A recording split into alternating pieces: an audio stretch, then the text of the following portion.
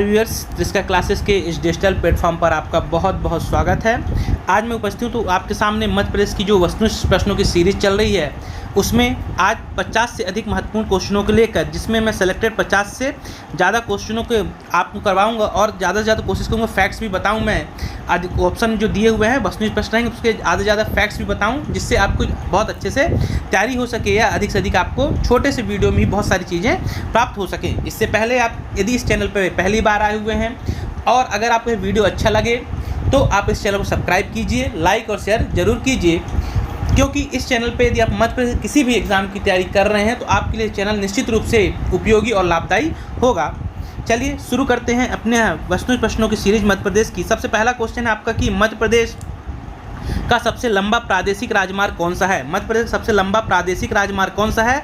तो इसमें से दिए गए ऑप्शन कोई भी सही नहीं है, क्योंकि ये जो क्वेश्चन अब इसमें चेंज हो गए पूरे स्टेट हाईवे। तो इसमें बता दूं सबसे लंबा जो प्रादेशिक हाईवे है इस समय मध्य प्रदेश का वर्तमान में जो स्टेट हाईवे सबसे लंबा है उस स्टेट हाईवे का नाम है स्टेट हाईवे 62। कितना number?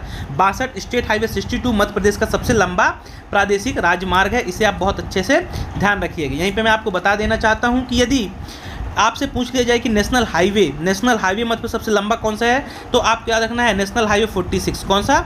National highway NH 46 Madhya Pradesh का सबसे लंबा राष्ट्रीय राजमार्ग है। और प्रादेशिक राजमार्ग पूछेगा तो SH 62 आपको बहुत अच्छे से ध्यान रखना है। चलिए नेक्स्ट क्वेश्चन देखते हैं। अगला क्वेश्चन है कि शरद जोशी अवार्ड किस क्षेत्र में दिया जाता है। शरद जोशी अवार्ड यह किस क्षेत्र में दिया जाता है? तो आपको बहुत अच्छे से ध्यान रखना है। जो शरद जोशी अवार्ड है यह रिपोर्ट लिखना और हिंदी व्यंग्य के क्षेत्र में दिया जाता है। रिपोर्ट लिखना और हिंदी व्यंग्य के क्षेत्र में यह दिया जाता है शरद जोशी अवार्ड। इसमें कितना अवार्ड मिलता है शरद जोशी पुरस्कार में? तो 2 लाख रुपए की राशि दी जाती है। इसे भी आपको अच्छे से ध्यान रखना है। इस पुरस्कार में 2 लाख रुपए की राशि दी जाती है और रिपोर्ट लेखन और हिंदी व्यंग्य के क्षेत्र में यह पुरस्कार दिया जाता है। नेक्स्ट क्वेश्चन है मध्य प्रदेश में कितनी लोकसभा की सीटें हैं। मध्य प्रदेश में कितनी लोकसभा की सीटें हैं? तो आपको ध्यान रखना है मध्य प्रदेश में लोकसभा की सीटें हैं 29। मैंने कई बार ये क्वेश्चन को बताया हुआ है और एक सर ये क्वेश्चन पूछ लिया जाता है। यदि राजनीतिक पृष्ठभूमि से क्वेश्चन बनना है तो ऐसे क्वेश्चन पूछे जाते हैं। तो लोकसभा की मध्य प्रदेश में 29 सीटें हैं। इसमें आपको पता होना चाहिए कि SC की सीटें कितनी हैं और आपको पता होना चाहिए कि ST की सीटें कितनी हैं। तो SC की सीटें यहाँ पे 4 आवंटित हैं और ST जनजाति के लिए जो सीटें हैं ये कितनी है? तो ये 6 सीटें आवंटित की गई हैं। इस फैक्ट को भी आपको बहुत अच्छे से ध्यान रखना है। यदि यहीं पे आपसे बात करूं कि विधानसभा की सीटें यदि कहीं पूछ लिया जाए आपसे कि मध्य प्रदेश में विधानसभा की कितनी सीटें हैं, तो आपको पता होना चाहिए कि मध्य प्रदेश में विधानसभा की सीटें 230 हैं। 230 मध्य प्रदेश में विधानसभा की सीटें हैं। इसे भी आप बहुत अच्छे से ध्यान रखिएगा। चलिए आगे बढ़ते हैं। नेक्स्ट क्वेश्चन है मध्य प्रदेश में प्रसिद्ध जैन तीर्थ 52 गजा, इसी का दूसरा नाम मिलता है चूलगिरी, किस जिले में स्थित है? 52 गजा चूलगिरी किस जिले में स्थित है? तो आपको याद रखना 52 गजा जो है 52 गजा है, यह कहाँ पे स्थित है? तो आपको याद रखना 52 गजा बड़वानी में स्थित है। कहाँ पे? बड़वानी में स्थित है, जहाँ पे 72 फीट ऊंची जैन मूर्ति है। आदिनाथ की मूर्ति है, 72 फीट की उसकी ऊंचाई है, जो कि कहाँ पे? बड़वानी में स्थित है। इस फैक्ट को भी आप अच्छे से ध्यान रखिए। उसके अलावा मैं ऑप्शन में और बात कर लूँ, आपके जो अगले ऑप्शन दे रहे हैं छिंदवाड़ा, तो छिंदवाड़ा में क्या है? तो आपको ध्यान, छिंदवाड़ा को कॉर्न सिटी मक्का नगरी के नाम से हम जानते हैं, इसे आपको ध्यान रखना है। छिंदवाड़ा में और क्या होता है? तो अदरक सबसे ज़्यादा यहाँ पे होता है, इसे आपको ध्यान रखना है। छिंदवाड़ा में और क्या होता है? तो छिंदवाड़ा में और यदि आपको ध्यान रखना है तो इसके अलावा इसी छिंदवाड़ा में गोटमार का मेला लगता है। इस फैक्ट को भी आप अच्छे से ध्यान रख सकते हैं, इंपॉर्टेंट है छिंदवाड़ा की दृष्टि से। सतना में क्या है? तो भरूच का स्तूप कहाँ पे है? सतना में है। उज्जैन में क्या है? महाकाल का मंदिर है और सिंहस्थ कुंभ लगता है, ये आप ध्यान रखिए। चलिए आगे देखते हैं। मध्य प्रदेश का कौन सा शहर न्यूज़पेपर मिल के लिए प्रसिद्ध है? मध्य प्रदेश का कौन सा शहर न्यूज़ प्रिंट पेपर मिल के लिए प्रसिद्ध है? तो इसे आपको ध्यान रखना है नेपानगर। कौन सा है? नेपानगर कहाँ पे आता है या किस डिस्ट्रिक्ट में आता है? तो आप बहुत अच्छे से ध्यान रखिए, ये आता है बुरहानपुर में स्थित है नेपानगर न्यूज़ प्रिंट कारखाना। इसे आप अच्छे से ध्यान रखिएगा। यह मध्य प्रदेश शासित भारत का पहला न्यूज़ प्रिंट कारखाना था। चलिए अगला क्वेश्चन है एशिया की सबसे बड़ी सोयाबीन की फैक्ट्री मध्य प्रदेश में कहाँ पर स्थित है? एशिया की सबसे बड़ी सोयाबीन की फैक्ट्री मध्य प्रदेश में कहाँ स्थित है? तो इसे आपको ध्यान रखना है, ये फैक्ट्री उज्जैन में स्थित है। कहाँ पे स्थित है? उज्जैन इसका सही आंसर हो जाएगा। यदि आपसे यहाँ पे पूछ लिया जाता कि सोयाबीन अनुसंधान केंद्र कहाँ पे है, तब आपका आंसर हो जाता इंदौर। राष्ट्रीय सोयाबीन अनुसंधान केंद्र कहाँ पे है, तब आपका आंसर हो जाता इंदौर। लेकिन आपसे पूछ रहा है कि सोयाबीन की फैक्ट्री कहाँ पर स्थित है, तो ये आपको बहुत अच्छे से पता होना चाहिए कि यह उज्जैन में स्थित है। चलिए आगे बढ़ते हैं। अगला क्वेश्चन आपका, मध्य प्रदेश के पहले मुख्यमंत्री कौन थे? मध्य प्रदेश के पहले मुख्यमंत्री कौन थे? तो इसमें बहुत अच्छे से ध्यान रखना है, मध्य प्रदेश के पहले मुख्यमंत्री हुए पंडित रविशंकर शुक्ल। पंडित रविशंकर शुक्ल मध्य प्रदेश के पहले सीएम हुए हैं, इसे आप ध्यान रखिएगा। यहीं पर अगला नाम देख रहे गोविंद नारायण सिंह, यहाँ से भी क्वेश्चन पूछा गया था। हाल ही में जो 2021 का एग्जाम आयोजित किया गया था मध्य प्रदेश लोक सेवा आयोग के द्वारा, उसमें ये क्वेश्चन सीधे से पूछा गया था गोविंद नारायण सिंह के बारे में। इनके समय में क्या याद ना, संवित सरकार बनाई गई थी। कौन सी सरकार? संवित सरकार के मुख्यमंत्री कौन थे? जो संवित सरकार बनी थी उसके सीएम कौन थे उस समय? तो संवित सरकार के सीएम बनाए गए थे गोविंद नारायण सिंह, इसे आपको ध्यान रखना है। कैलाश चंद्र जोशी आपको ऑप्शन दिख रहा है, तो कैलाश चंद्र जोशी जिनका संबंध कहाँ, इनके बारे में ध्यान रखना है। कैलाश चंद्र जोशी जो है गैर कांग्रेसी मुख्यमंत्री, मध्य प्रदेश के पहले गैर कांग्रेसी मुख्यमंत्री। यदि पूछ लिया जाए कभी क्वेश्चन आपसे कि मध्य प्रदेश के पहले गैर कांग्रेसी मतलब जो कांग्रेस के नहीं थे ऐसे मुख्यमंत्री कौन थे, तो उनका नाम था कैलाश चंद्र जोशी, इसे आप अच्छे से ध्यान रख सकते हैं। अगला है क्वेश्चन कि 2011 की जनगणना के अनुसार मध्य प्रदेश में सबसे ज़्यादा जनसंख्या वाला जिला कौन सा है? 2011 की जनगणना के अनुसार मध्य प्रदेश का सर्वाधिक जनसंख्या वाला जिला, तो यह जिला है इंदौर। सबसे ज़्यादा जनसंख्या कहाँ पे है? तो इंदौर जिले में, इसे आप बहुत अच्छे से ध्यान रखिएगा।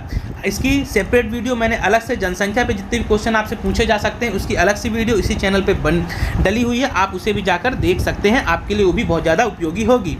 इसके अलावा आप देख रहे हैं अगला यहाँ पे और ध्यान रखिए कि यदि भोपाल के बारे में बात करें जनसंख्या की दृष्टि से, तो सर्वाधिक घनत्व, सबसे ज़्यादा घनत्व वाला जिला कौन सा है? सर्वाधिक घनत्व भोपाल में आपको मिलेगा, सबसे ज़्यादा घनत्व वाला जिला भोपाल है, इसे भी आप अच्छे से ध्यान रखिए, ये भी इंपॉर्टेंट फैक्ट आपके लिए हो सकता है। चलिए आगे बढ़ते हैं। अगला क्वेश्चन, नेक्स्ट क्वेश्चन आपका कि मध्य प्रदेश का राजकीय खेल कौन सा है? मध्य प्रदेश का राजकीय खेल कौन सा है? तो आप बहुत अच्छे से ध्यान रखिए, मध्य प्रदेश का जो राजकीय खेल है ये कौन सा है? मध्य प्रदेश का राजकीय खेल है मल्लखम्ब। कौन सा है? मल्लखम्ब है राजकीय खेल मध्य। कब इसे घोषित किया गया यदि आपसे पूछा जाए तो 2003 में इसे राजकीय खेल का दर्जा दिया गया। कब दर्जा दिया गया? 2003 में इसे राजकीय खेल का दर्जा दिया गया।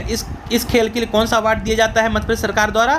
तो आपको याद रखना है प्रभास जोशी अवार्ड मिलता है। कौन सा अवार्ड दिया जाता है? तो आप बहुत अच्छे से ध्यान रखिए, इस खेल के लिए प्रभास जोशी अवार्ड दिया जाता है, मध्य प्रदेश सरकार के द्वारा प्रभास जोशी अवार्ड देती है। इसमें और आपको ध्यान रखना है कि मल्लखम्ब खेल को इसकी एकेडमी कहाँ पे है? मल्लखम्ब एकेडमी कहाँ पे है यदि आप पूछ ले जाए तो उज्जैन में मल्लखम्ब की एकेडमी स्थित है। इस फैक्ट को भी आप अच्छे से ध्यान रख सकते हैं। यदि मैं आपसे बात करूँ, यदि आपको पता हो तो बताइए, आप मुझे कमेंट बॉक्स पे लिख के जरूर बताइएगा कि 2020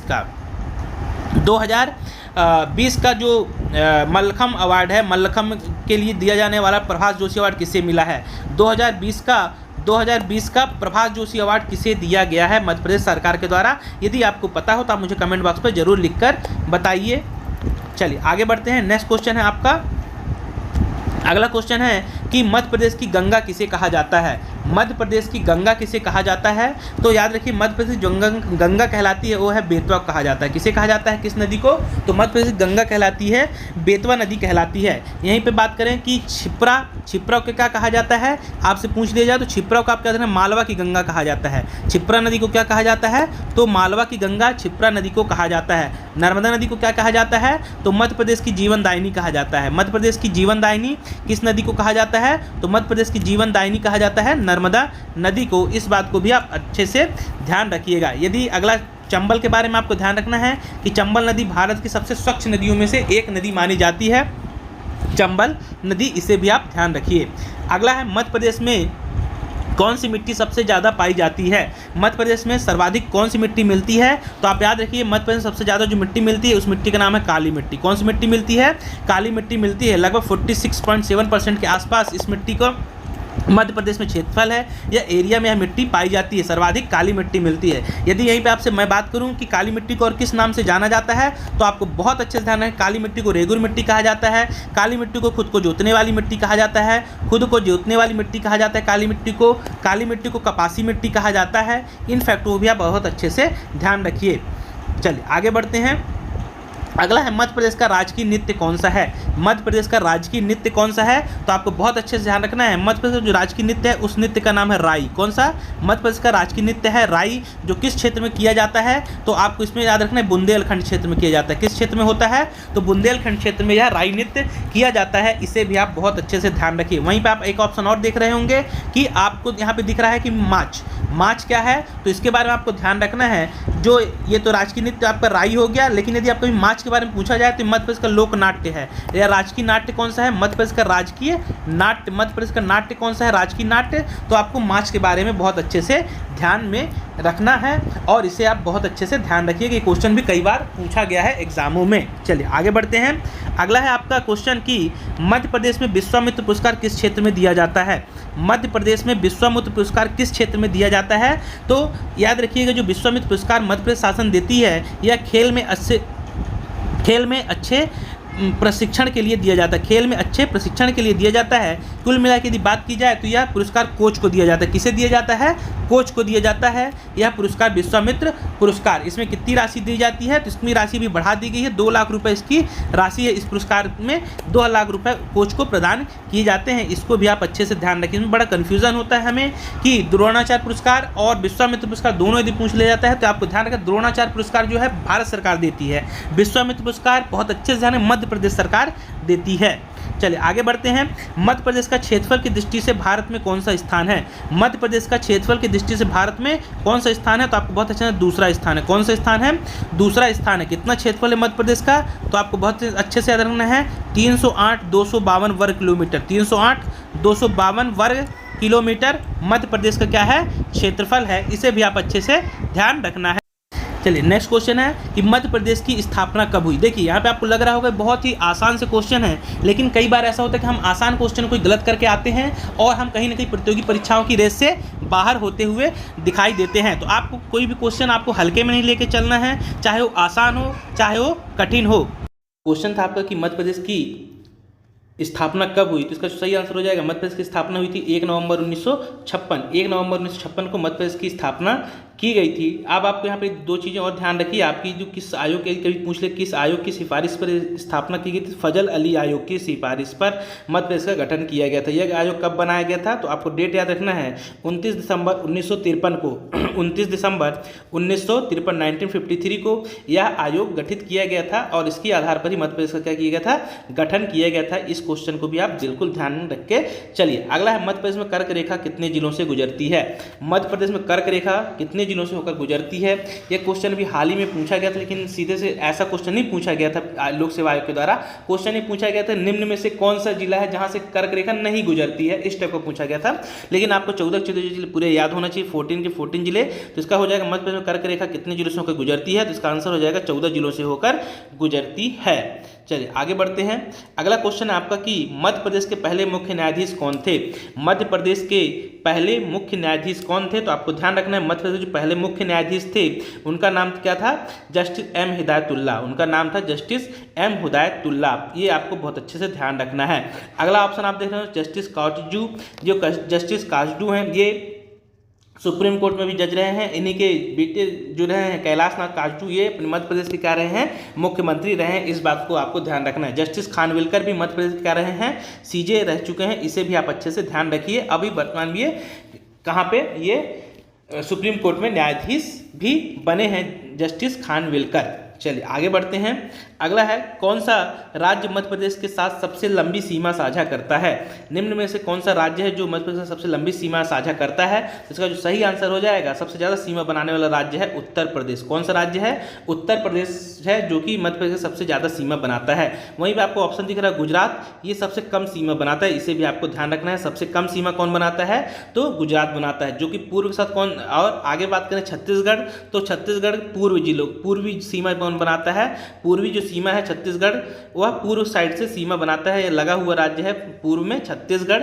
इसे आपको ध्यान रखना है। और उत्तर पश्चिम में राजस्थान हो जाएगा, उत्तर पश्चिम में। इस बात को भी आप ध्यान रखिए। चलिए आगे बढ़ते हैं। अगला क्वेश्चन है कि मध्य प्रदेश सरकार की सबसे पुरानी जल विद्युत परियोजना कौन सी है? मध्य प्रदेश की सबसे पुरानी अगला क्वेश्चन आपका कि मध्य प्रदेश सरकार की सबसे पुरानी जल विद्युत परियोजना कौन सी है? सबसे पुरानी जल विद्युत परियोजना आपको बहुत अच्छे से ध्यान रखना। मध्य प्रदेश की सबसे जो पुरानी जल विद्युत परियोजना है वो है गांधी सागर। कब इसका शुभारंभ माना जाता है? तो 1960 के आसपास इसका शुभारंभ माना जाता है। और यह मध्य प्रदेश की पहली जल विद्युत परियोजना भी, इस फैक्ट को भी आपको ध्यान रखना है। मध्य प्रदेश की पहली जल विद्युत परियोजना है। जल विद्युत परियोजना भी कौन सी है? गांधी सागर है। इसे भी आप अच्छे से ध्यान रखिए। इसके अलावा आपको 2 ऑप्शन और दिख रहे होंगे, तो आपको ध्यान रखना है जो बाण सागर परियोजना है, है बाण सागर परियोजना किस नदी पर बनी है, तो सोन नदी पर बनाई गई है बाण सागर परियोजना। इस फैक्ट को आपको बहुत अच्छे से ध्यान रखना है। और अगला है इंदिरा सागर, जो इंदिरा सागर बांध ये कहाँ पे बना हुआ है, पुनासा खंडवा में है। इंदिरा सागर बांध पुनासा खंडवा में है, इसे भी आप ध्यान में रखिएगा, ये भी आपके लिए महत्वपूर्ण हो सकता है। चलिए आगे बढ़ते हैं। अगला क्वेश्चन है मध्य प्रदेश में सबसे बड़ी जनजाति कौन सी है। मध्य प्रदेश की सबसे बड़ी जनजाति कौन सी है, तो मध्य प्रदेश की सबसे बड़ी जनजाति भील। कौन सी है, भील मध्य प्रदेश की सबसे बड़ी जनजाति है। इस फैक्ट को भी आप अच्छे से ध्यान रखिए। चलिए आगे बढ़ते हैं। अगला क्वेश्चन है आपका कि मध्य प्रदेश के पहले स्पीकर कौन थे। मध्य प्रदेश के पहले स्पीकर कौन थे, या क्वेश्चन पूछ रहा है कि मध्य प्रदेश के पहले विधानसभा अध्यक्ष कौन थे। तो आपको बहुत अच्छा जाना है, मध्य प्रदेश के पहले विधानसभा अध्यक्ष हुए पंडित कुंजीलाल दुबे। कौन हुए हैं, पंडित कुंजीलाल दुबे मध्य प्रदेश के पहले स्पीकर थे या विधानसभा अध्यक्ष थे। वहीं पे आपको पता होना चाहिए कि जो यहाँ पे ईश्वरदास रूहानी हैं, ये 2 बार, कितने बार, 2 बार विधानसभा के क्या रह चुके हैं, विधानसभा अध्यक्ष रह चुके हैं। सीतासरण शर्मा, इनका जो कार्यकाल था ये भी पीएससी के द्वारा पूछा गया है। तो यह सीतासरण शर्मा 2013 से लेके 2018 तक का कार्यकाल था। उस समय जो स्पीकर कौन थे, तो सीतासरण शर्मा थे। इसे भी आप अच्छे से ध्यान रखिएगा। अगला है क्वेश्चन आपका SPMCL, बहुत अच्छा क्वेश्चन, देखिए घुमा सकता है, आपको कंफ्यूज कर सकता है कि SPMCL की करेंसी नोट प्रेस कहाँ पे है। SPMCIL की करेंसी नोट प्रेस कहाँ पे है, जो कि जैसे ही कि आपको दिखे करेंसी नोट प्रेस आपको ऑप्शन में दिख जाए तो आपको सीधे टिक करना चाहिए माइंड की यह देवास में है। करेंसी नोट प्रेस कहाँ पे है मध्य प्रदेश में, तो देवास में है करेंसी नोट प्रेस, इसे आप अच्छे से ध्यान रखिएगा। चलिए आगे बढ़ते हैं। अगला क्वेश्चन है आपका कि Laxmibai national institute of physical education Madhya Pradesh में कहाँ है। Laxmibai national institute of physical education Madhya Pradesh में कहाँ है, ये भी क्वेश्चन 2017 या 18 में पूछा गया था पीएससी के द्वारा।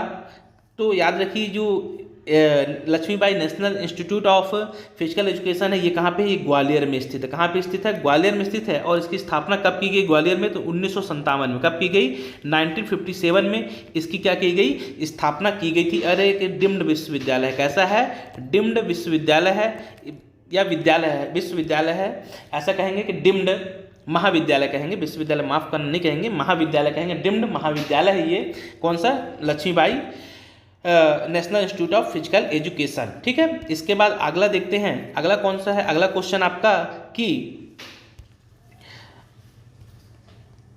जनसंख्या की दृष्टि से मध्य प्रदेश का भारत में कौन सा स्थान है। जनसंख्या की दृष्टि से मध्य प्रदेश में भारत का कौन सा स्थान है, तो आपको याद रखना जनसंख्या की दृष्टि से मध्य प्रदेश का भारत में 5वां स्थान हो जाएगा। कौन सा स्थान हो जाएगा, 5वां स्थान हो जाएगा। कब, ये 5वां ऑप्शन आपको तब लगाना है 2011 की जनगणना के अनुसार। 2011 की जनगणना के अनुसार मध्य प्रदेश का 5वां स्थान है। लेकिन हमें पता है कि 2014 में एक राज्य और बन जाता है, कौन सा, तेलंगाना राज्य का गठन कर दिया जाता है, तब इसका नंबर 6वां हो जाता है। तो यदि आपको क्वेश्चन में लिखा मिल रहा है कि 2011 की जनगणना के अनुसार आप बताइए, तो अब आपको बिल्कुल 5वां स्थान है मध्य प्रदेश का, इसे आपको ध्यान में रखना होगा।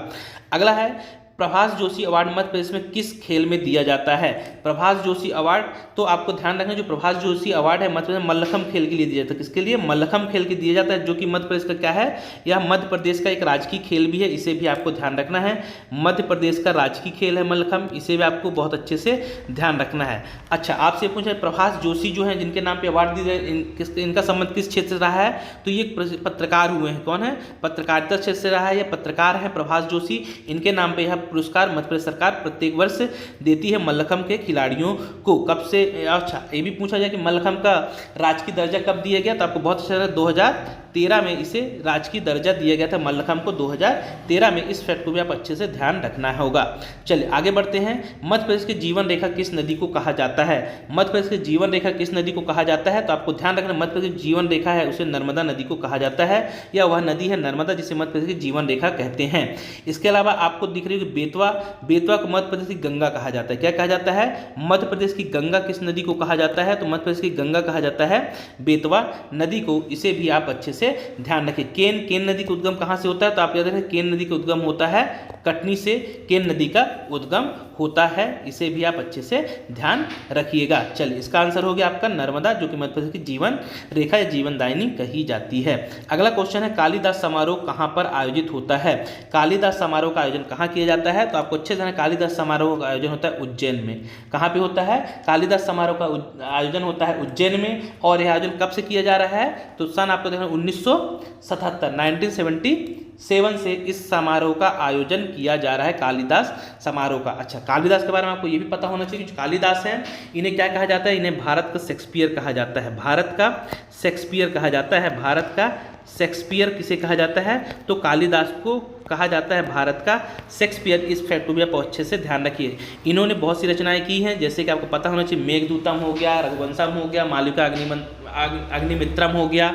ऐसी बहुत सी प्रसिद्ध रचनाएं किसने की है? कालिदास के द्वारा की गई हैं। अच्छा, एक क्वेश्चन मैं आपसे पूछूंगा, यदि आपको पता हो तो आप मुझे जरूर बताइएगा कमेंट बॉक्स पे लिख के कि कालिदास की किस रचना में अमरकंटक का वर्णन मिलता है? कालिदास की किस रचना में अमरकंटक का वर्णन मिलता है? आप जरूर इसे मुझे कमेंट बॉक्स पर लिखकर बताइए। चलिए आगे बढ़ते हैं। अगला क्वेश्चन है आपका कि क्षेत्रफल के आधार पर मध्य प्रदेश का सबसे बड़ा जिला कौन सा है? क्षेत्रफल के आधार पर मध्य प्रदेश का सबसे बड़ा जिला कौन सा है? तो इसका आंसर हो जाएगा छिंदवाड़ा। छिंदवाड़ा क्षेत्रफल के आधार पर मध्य प्रदेश का सबसे बड़ा जिला है। इसे छिंदवाड़े को ही क्या कहा जाता है? तो आपको बहुत अच्छे से ध्यान में रख के चलना है कि शिकारियों का स्वर्ग भी किसे कहा जाता है? छिंदवाड़ा में क्या है ये फैक्ट बताना है। शिकारियों का स्वर्ग से बालाघाट कहलाता है। छिंदवाड़ा में क्या है इसके बारे में ध्यान रखना है। और फैक्ट छिंदवाड़ा में क्या है, तो छिंदवाड़ा में आपको ध्यान रखना है यहाँ पे अदरक सबसे ज़्यादा होता है। ये फैक्ट आपको ध्यान में रख के चलना है। एग्रो कॉम्प्लेक्स कहाँ पे है? एग्रो कॉम्प्लेक्स भी कहाँ पे है? एग्रो कॉम्प्लेक्स भी, ये भी कहाँ पे है? एग्रो कॉम्प्लेक्स ये भी छिंदवाड़ा में है। मध्य प्रदेश के जो 18वें मुख्यमंत्री हुए हैं, जिनका नाम कमलनाथ है, 18वें मुख्यमंत्री, इनका भी संबंध किससे है? तो इनका भी संबंध इसी छिंदवाड़ा जिले से है। यहाँ पे 2 जलप्रपात पाए जाते हैं। एक जलप्रपात मिलता है कौन सा? एक जलप्रपात कौन सा यहाँ पे मिलता है? तो छिंदवाड़ा जिले में जो पहला जलप्रपात है उसका नाम है आपका की। तो यहाँ पे आपको 2 जलप्रपात याद रखना है। एक जलप्रपात है जो छिंदवाड़े में मिलता है, उसका नाम है लीलाही जलप्रपात। कौन सा? लीलाही जलप्रपात आपको ध्यान रखना है। और एक जलप्रपात आपको ध्यान रखना है कान्हन जलप्रपात, जो कि कान्हन नदी पर बना हुआ है। कान्हन जलप्रपात, इसको आपको बहुत अच्छे से ध्यान रखना है। ये 2 जलप्रपात छिंदवाड़ा में स्थित है। अगला बालाघाट। बालाघाट को कहा जाता है शिकारियों का स्वर्ग। मैं यहाँ पे बता दिया था, शिकारियों का स्वर्ग कहलाता है बालाघाट। शिकारियों का स्वर्ग, ऐसे नाम आप बहुत अच्छे से ध्यान रखिए, पूछ लिए जाते हैं एग्जामों में। शिकारियों का स्वर्ग कहलाता है बालाघाट। सर्वाधिक वन कहाँ मिलते हैं? सर्वाधिक वन बालाघाट में पाया जाता है। सबसे ज़्यादा बांस कहाँ मिलता है? बांस सबसे ज़्यादा कहाँ मिलता है? तो ये भी बालाघाट में ही पाया जाता है। इसे भी आप अच्छे से ध्यान रखिएगा। और बालाघाट में बेनगंगा नहर, मध्य प्रदेश की पहली नहर बेनगंगा, ये भी कहाँ मिलती है? बालाघाट में ही बनाई गई थी। इस फैक्ट को भी आप अच्छे से ध्यान में रख के चलिए। आगे बढ़ते हैं। मध्य प्रदेश की कौन सी नदी भारत की सबसे कम प्रदूषित नदी है? मध्य प्रदेश की, इसीलिए मैंने वहाँ पे चंबल का कोई फैक्ट नहीं बताया था कि मध्य प्रदेश की कौन सी नदी भारत की सबसे कम प्रदूषित नदी है। तो आपको ध्यान में रखना है, वो नदी का नाम है चंबल। मध्य प्रदेश की सबसे कम प्रदूषित नदियों में से है। मध्य प्रदेश की सबसे कम प्रदूषित नदी है चंबल। चलिए आगे बढ़ते हैं। पातालकोट घाटी मध्य प्रदेश किस जिले में आती है? तो पातालकोट आपको अच्छे से रखना है। पातालकोट आता है छिंदवाड़ा डिस्ट्रिक्ट में। कहाँ पे आता है? छिंदवाड़ा डिस्ट्रिक्ट में आता है। और यहाँ कौन सी जनजाति पाई जाती है? तो आपको बहुत अच्छे से ध्यान में रखना है कि यहाँ पे भारीय जनजाति पाई जाती है इस छिंदवाड़ा में, पातालकोट घाटी में। अगला है आपका, नेक्स्ट देखते हैं। अगला क्वेश्चन है, कालिदास सम्मान में कितनी राशि दी जाती है? बहुत अच्छा क्वेश्चन और करंट की दृष्टि से महत्वपूर्ण क्वेश्चन है ये कि कालिदास सम्मान में कितनी राशि दी जाती है। तो कालिदास सम्मान में अब तक 2 लाख रुपए दी जाती थी। कितनी? 2 लाख रुपए दी जाता है। अब इसका राशि बढ़ा दी गई। अब इसका सही आंसर हो जाएगा 5 लाख रुपए। कितनी कर दी गई? कालिदास सम्मान की राशि बढ़ा के 5 लाख रुपए कर दी गई है। चलिए आगे बढ़ते हैं। बांधवगढ़ राष्ट्रीय उद्यान किस जिले में है? बांधवगढ़ राष्ट्रीय उद्यान किस प्रदेश में है? माफ करना, बांधवगढ़ राष्ट्रीय उद्यान किस प्रदेश में है? तो इसका सही आंसर हो जाएगा बांधवगढ़ आता है मध्य प्रदेश में। किस प्रदेश में है? तो बांधवगढ़ स्थित है मध्य प्रदेश में। और यदि मध्य प्रदेश में पूछ लिया जाए कहाँ पे स्थित है, तो आपको याद रखना है बांधवगढ़ स्थित है उमरिया में। सफेद शेरों के सबसे ज्यादा प्रसिद्ध जो राष्ट्रीय उद्यान है वो कौन सा है? बांधवगढ़ ही है। इसे भी आप ध्यान रखना है। ठीक, तो बांधवगढ़ राष्ट्रीय उद्यान कहाँ पे है, तो आपसे पूछा जाए तो ये हो जाएगा आपका कि उमरिया डिस्ट्रिक्ट में। आपको एक फैक्ट और आपको करंट की दृष्टि से बहुत अच्छे से ध्यान में रख के चलना होगा कि इसी बांधवगढ़ में हाल ही में 7 दिवसीय यहाँ पे हाथी महोत्सव मनाया गया है। 7 दिवसीय हाथी महोत्सव, इसे आपको बहुत अच्छे से ध्यान रखना, हो सकता है आगामी एग्जाम में पूछा जाए।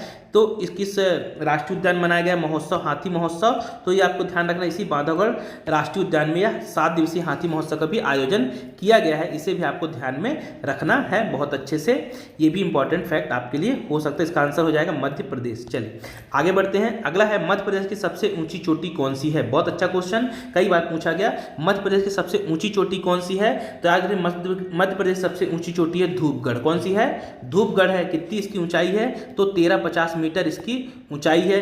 किस पर्वत पे है, तो आपको देखना, यदि पूछा है सतपुड़ा, किस पे, सतपुड़ा पे है। और यदि बहुत अंदर से पूछेगा ज़्यादा डीप, तो यदि ऑप्शन आपको दिया जाएगा महादेव पर्वत की श्रेणी पर स्थित है ना। तो दोनों याद रखिए, सतपुड़ा पर्वत पे है, सतपुड़ा सबसे ऊंची चोटी है धूपगढ़, और यदि उसके और अंदर पूछेगा तो महादेव पर्वत श्रेणी पर स्थित है या धूपगढ़। इस फैक्ट को भी आपको बहुत अच्छे से ध्यान में रखकर चलना है, ये भी इंपॉर्टेंट फैक्ट क्वेश्चन है आपका मध्य प्रदेश की दृष्टि से। अगला है मध्य प्रदेश वित्त आयोग का पहला कार्यकाल क्या था। मध्य प्रदेश वित्त आयोग का पहला कार्यकाल क्या था। अगला क्वेश्चन आपका कि मध्य प्रदेश वित्त आयोग का पहला कार्यकाल क्या था। बहुत अच्छा क्वेश्चन है, इसी पे अच्छे ध्यान रखिए, ऐसे क्वेश्चन पूछ लिए जाते हैं। तो इसका सही आंसर हो जाएगा 1996 से लेके 2000, 1996 से लेके 2000 के मध्य प्रदेश वित्त आयोग का यह पहला वित्त आयोग गठन किया गया था, जिसका कार्यकाल था 1996 से लेकर 2001 तक। अगला क्वेश्चन है उत्तर प्रदेश और मध्य प्रदेश का संयुक्त प्रोजेक्ट कौन सा है। उत्तर प्रदेश और मध्य प्रदेश का संयुक्त प्रोजेक्ट कौन सा है, तो आपको अच्छे से ध्यान रखना है। उत्तर प्रदेश और जो मध्य प्रदेश में जो परियोजना संयुक्त, उस परियोजना का नाम है राजघाट परियोजना। कौन सी है, राजघाट परियोजना, जो कि उत्तर प्रदेश और मध्य प्रदेश की संयुक्त परियोजना है। चलिए आगे बढ़ते हैं। अगला क्वेश्चन है भगोरिया लोकनृत्य मध्य प्रदेश की किस जनजाति के द्वारा किया जाता है। भगोरिया लोकनृत्य किस जनजाति के द्वारा किया जाता है, तो आपको ध्यान रखना है जो भगोरिया नृत्य होता है यह भील के द्वारा किया जाता है। भील जनजाति के द्वारा भगोरिया नृत्य या लोकनृत्य किया जाता है। अगला क्वेश्चन है खजुराहो के मंदिर किस वंश से संबंधित हैं। खजुराहो के मंदिर किस वंश से संबंधित हैं, तो आपको ध्यान रखना है खजुराहो के जो मंदिर है चंदेल वंश से संबंधित। किस वंश से, चंदेलों के द्वारा इसका निर्माण करवाया गया था। इसे यूनेस्को की विश्व धरोहर सूची में भी शामिल किया गया है। यूनेस्को की विश्व धरोहर सूची में, यूनेस्को की विश्व धरोहर सूची में भी इसे स्थान दिया गया है। कब दिया गया है, तो ये पहला स्थल था खजुराहो, 1986 में से यूनेस्को की सूची में शामिल किया गया है। इन चंदेलों के द्वारा यहाँ पर लगभग 85 मंदिरों का निर्माण करवाया गया था। कितने मंदिरों का, 85 मंदिरों का निर्माण करवाया गया था। यदि आपको पता हो तो आप मुझे कमेंट बॉक्स में जरूर बताएं, कंदरिया महादेव का मंदिर किस शासक के द्वारा निर्माण करवाया गया था। कंदरिया महादेव मंदिर का निर्माण किस शासक, चंदेल वंश के शासक के द्वारा करवाया गया था। यदि आपको पता हो तो आप मुझे कमेंट बॉक्स में जरूर बताइए। चलिए आगे बढ़ते हैं। मलाजखंड खदान किस खनिज से संबंधित है। मलाजखंड खदान किस खनिज से संबंधित है, तो याद रखना तांबे से संबंधित है। किससे संबंधित है, तांबे से संबंधित है। मलाजखंड कहाँ पे आता है, तो आपको बहुत अच्छा जानना है, मलाजखंड आता है बालाघाट में। कहाँ पे आता है, बालाघाट में स्थित है मलाजखंड की खदान, इसे भी आप। अगला है मैग्नीज के बारे में आप ध्यान रखें। मैग्नीज भी कहाँ पे है, बालाघाट में मिलता है, और मैग्नीज की खदान का नाम है भरवेली, जो कि एशिया की सबसे बड़ी भूमिगत खदान भी है। इसे आप अच्छे से ध्यान रखिएगा। तो ये थे आपके अति महत्वपूर्ण 50 क्वेश्चन, जिसमें मैंने आपको ज़्यादा फैक्ट्स भी बताया। तो कम से कम 75 से 80 क्वेश्चन आपके लिए हो जाते हैं, जो कि सभी इंपॉर्टेंट तथ्यों को मैंने आपके सामने रखने का प्रयास किया। अगर ये वीडियो आपको अच्छा लगा हो तो आप चैनल को सब्सक्राइब कर लीजिए और ज़्यादा से ज़्यादा इसे शेयर कीजिए। फिर मिलेंगे किसी नए वीडियो के साथ, तब तक के लिए बहुत बहुत धन्यवाद।